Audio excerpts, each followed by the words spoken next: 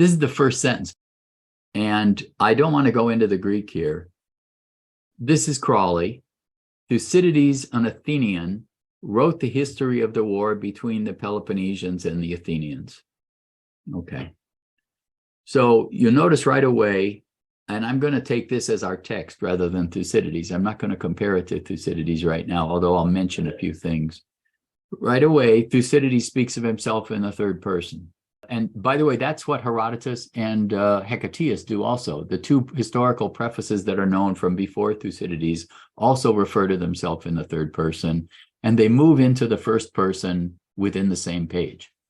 And Thucydides moves into the same person also into the first person within the same page. There is one little thing here. He doesn't say right away. I'll quibble on one little point here. I like this. This is a good translation of the first sentence, but he says he wrote the history. Do you remember who invented the word history? Obviously, Herodotus. Thucydides never uses the word history. He avoids it. He absolutely avoids it. And a history means, one of the most common meanings for it is an inquiry. It's not quite what we mean by history or story. Thucydides says Thucydides wrote the war. And he never talks about his work as if it's a piece of writing. His work is the war. So in his preface later on methods, he's not going to say my work does this or that. He's going to say this war does this or that. So that's his way of avoiding something or rejecting something that Herodotus does, which is to separate himself from his account from the war. Thucydides unites himself in his account with the war. So beginning at the moment that it broke out, that is a very significant thing to say, because when you think about it, whoever does that? Which historian ever does that? I mean, has anybody ever done that? I don't know. I'd be interested in knowing. I just think about it. I mean, can anybody ever say, when this happened, I already knew I was going to write about it? Certainly no ancient historian does this, but maybe just after it was over. But so he's claiming, first of all, he says, I'm a contemporary of the events I described. And what is he beginning, actually? I think the word beginning, you have to understand to write. He wrote the war. It's the only verb we've got so far. So beginning to write it, in other words, maybe he didn't write the continuous text, but he really started working. He claims, he may be lying, of course, maybe fibbing, but he claims he was writing this all through the war. So he's saying not only is he a contemporary of the events he describes, but he was actually working on this at the time that it happened. He's like a reporter. But he's not so much like a reporter. He's actually a participant, but he's a participant who, from the start, is an observer. So he's not writing a memoir either. It makes him quite unique, I think, in ancient historiography. And also there's a famous article by Nicole Leroux called Thucydides is Not Our Colleague. And in other words, Thucydides is not an ancient historian. He is not interested in the distant past. He is interested in the present. And somebody like me or like anybody who's interested in Thucydides and trying to reconstruct Thucydides, he says, yes, you can read me. My account is very valuable, but don't imagine that you're like me, because what I did is talk about things as they happened. But this appears here and then is never mentioned again. He doesn't explicitly go on to this. Dwell on it as one of his selling points. And believing that it would be a great war and more worthy of relation than any that had preceded it. Okay.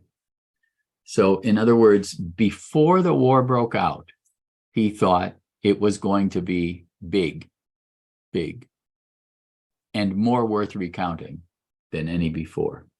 Okay. So that's why he wrote it. He wrote it because he thought it would be a big war. So why did he think that? Well, he tells us, this belief was not without its grounds. this sentence is totally from Crawley, but it represents a reworking of the Greek, which is really quite clever. Well, in other words, this was a belief on his part. I would call it a hunch. He had a hunch that this was going to be a big thing. Like a reporter nowadays, a reporter would be sent by an editor, of a newspaper, say, I think there's something going on here in Nebraska or, Alaska or somewhere like that. And it might turn into a really big story. Go there and see what happens. So he had his belief. And so what was it? What was it based on? The preparations of both the combatants were in every department in the last state of perfection. It's very clear what that means, right? Except I'm not so sure about perfection. In other words, they're really admirable, but he doesn't say that. He says they were at their peak, and he uses the word acme. He says both combatants were at their peak, their acme.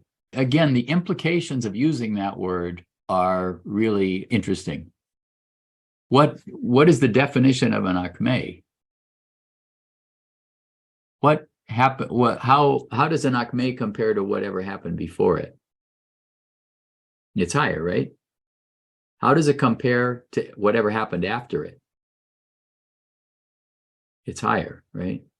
So, I mean, the most famous person who got caught in this trap, or that's what I would think anyway, is Gibbon. I think I may have mentioned this before.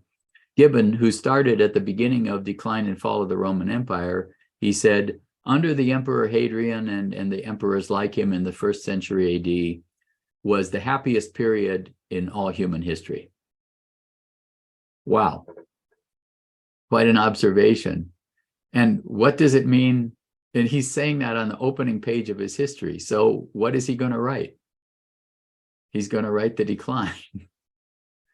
And he had no choice. He'd already chosen the decline. And so the decline lasted, a millennium. It took a long time to decline. But he had decided that that's what he was going to start from. Thucydides isn't quite as explicit about this, but it is implicit, I think, in what he says, that the war is, even though he admires the beginning of it, the very fact that they had reached their acme means that the rest of it is going to be a decline in some way, maybe a steep decline at some points, but a decline nonetheless. These people are not coming back from this point, at least as he understands it. And he could see the rest of the Hellenic race taking sides in the quarrel. Those who delayed doing so at once, having it in contemplation. Okay, so all the Greek world was going to be on one side or the other. So that's why he wrote the war.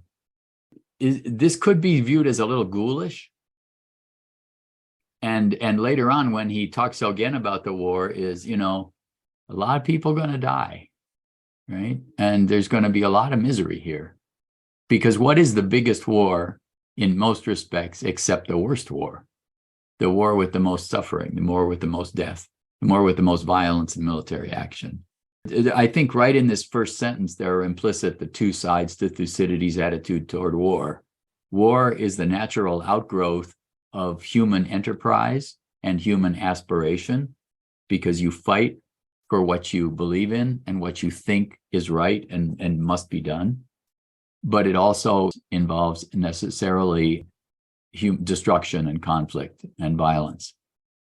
And he's aware of both of those, but he can't integrate them. As I see, the great dissatisfaction or the great conflict in reading Thucydides is trying to integrate his sense of the misery of war and the frustration of human failure with his admiration for the achievements that war stands for and the aspirations that cause it. So Thucydides is often said to be just on one side or the other.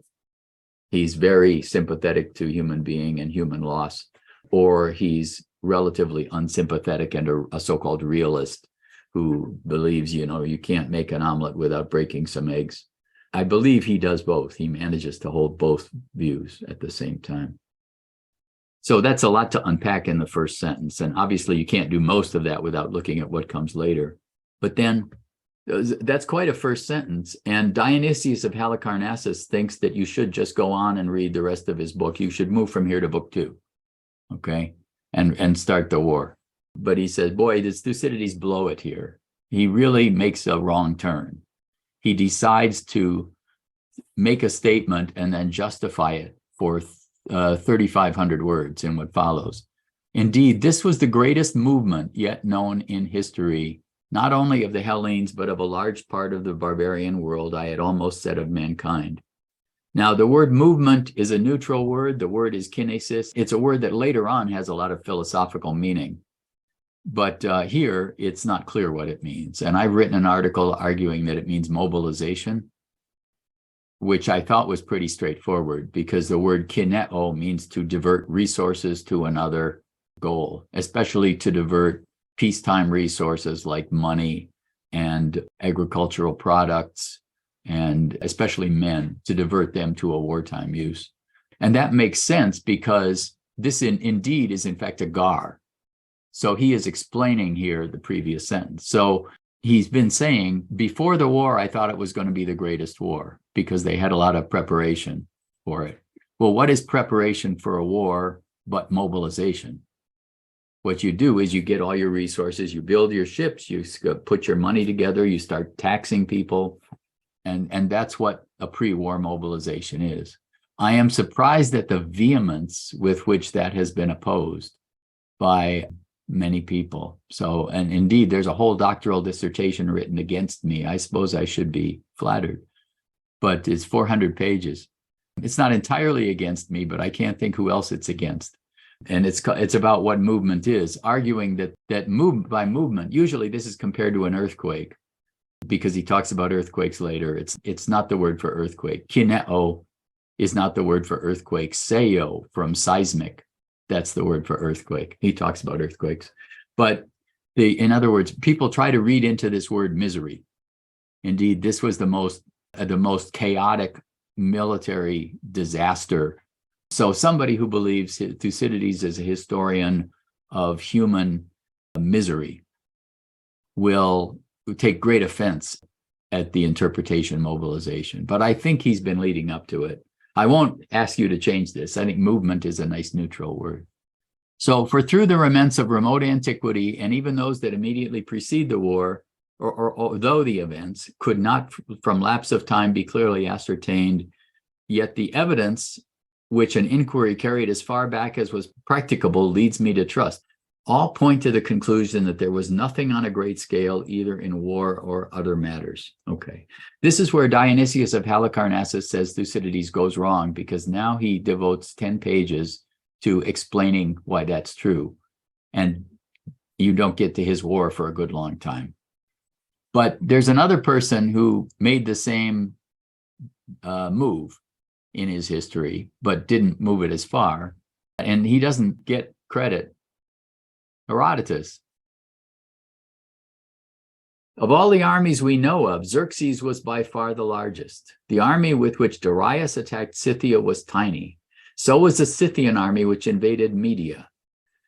So, by all accounts, was the army with which the Atreidi attacked Ilium, and the army the Mysians and Teucrians were raised before this. This was before the Trojan War. The combined total of all these armies, even with some other included, would not equal Xerxes' expeditionary force.